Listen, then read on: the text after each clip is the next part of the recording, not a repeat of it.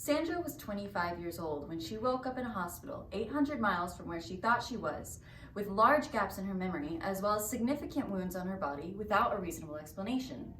It was in the hospital that Sandra shifted from her own personality to one that introduced herself as Mary. Mary viewed herself as a distinct personality within a singular body, and it was because of this shift that doctors were finally able to find a reasonable diagnosis for Sandra and able to help both Mary and Sandra. Oxford Dictionary defines the diagnosis as dissociative identity disorder.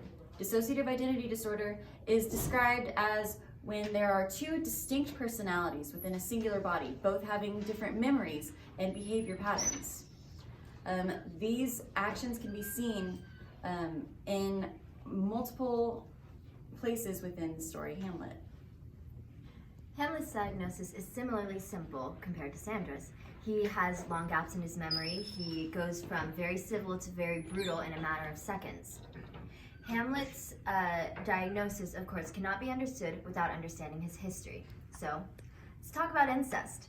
Dissociative identity disorder requires repeated extreme trauma throughout childhood development. Hamlet's fascination with his mother's sex life, as seen when he refers to her relationship with his own uncle as an enseamed bed and honeyed lovemaking, shows that there is a connection there that shouldn't necessarily be there.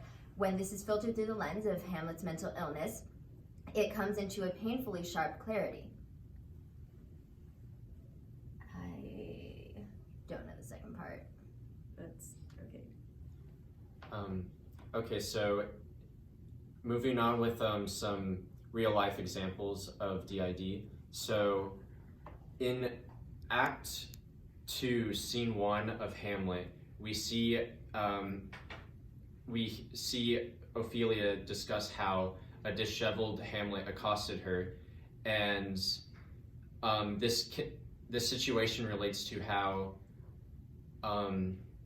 Hamlet oh my god how Hamlet has DID because he relates to a woman from an NPR transcript named Karen who is said to have lapses in her memory, and she was later diagnosed with DID, and Hamlet shows this in this interaction with Ophelia.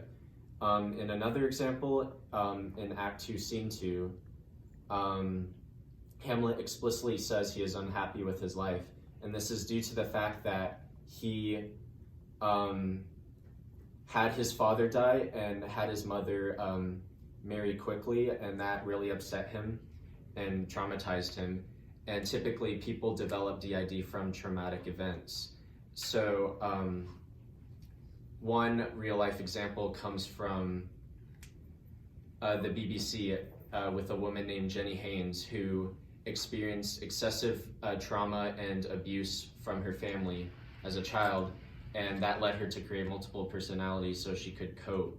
And this is what Hamlet is also doing, so he can cope with that trauma in his life. Another example comes from the Australian Broadcasting Corporation, and it talks about a woman named Dee who talks about in her childhood, she learned to, quote, fly out of the window, where she could escape her body and become another person so she could cope with her trauma. And Hamlet also does this in Act 3.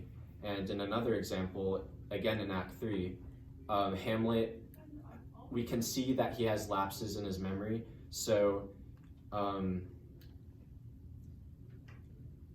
that shows that he has DID. And he forgets that he gave Ophelia gifts, and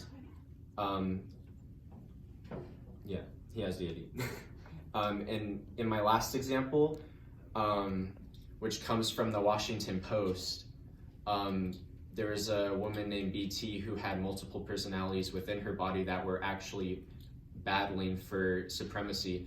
And this is also seen in Hamlet with his interaction with Ophelia before the play in Act 3, because his different personalities have their own agenda, so he doesn't know how to treat Ophelia, if he should treat her right or tell her to just go away. and that is a blatant example of DID. DID is a very severe mental illness that when handled with proper techniques and enough time, it can get better for any individual. Hypnotherapy is a type of hypnosis to alter the state of the individual, to put them in a sort of trance, to allow them to allow the medical expert to tap into the hidden emotions, feelings, and memories that may have been hidden by the subconscious.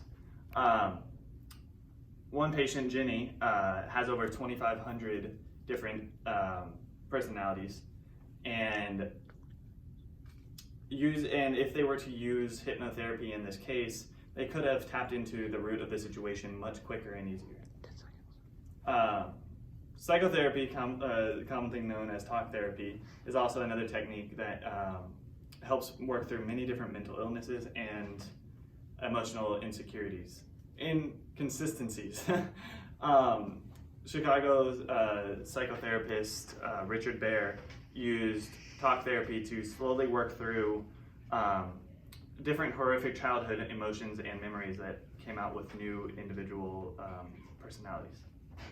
If you or someone you know has been diagnosed with dissociative identity disorder, it can feel like a very confusing and ostracizing time in your life, especially with how dissociative identity disorder is understood in society today. But it is exactly because of that there are so many places for you to reach out to, including the San Antonio Mental Health Clinic, as well as the Alamo Wellness Center and the National Alliance on Mental Illness.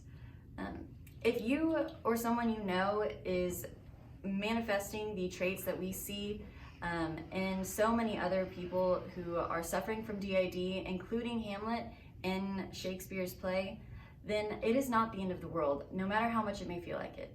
Always remember, there is help.